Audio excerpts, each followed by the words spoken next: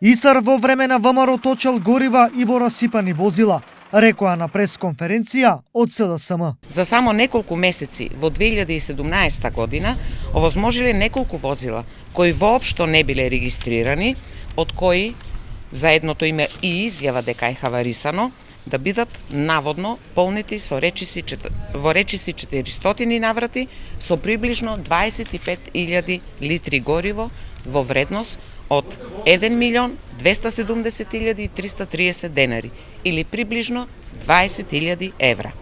Сето тоа за помалку од една година. Само за едно хаварисано возило одобриле да се наточат над 13.000 литри гориво во износ од над 10.000 евра. Кажаното од страна на СДСМ го оспорија од страна на ВМРО ДПМН. Уплашени од тоа што се откриени нивните незаконски постапувања, се обидуваат со бледи изјави да го покријат својот срам.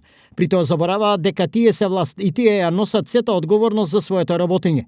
Господа од распашаната банда од СДС, народот од вас очекува работа, а не раскажување приказни по медиуми. Никој не ви е виновен затоа што градот се гуши во смет, затоа што набавувате возила и машини по 5 пати поскапи цени од нормалните, затоа што си исплаќате премии едни на други за вашето незнаење и вашите криминали.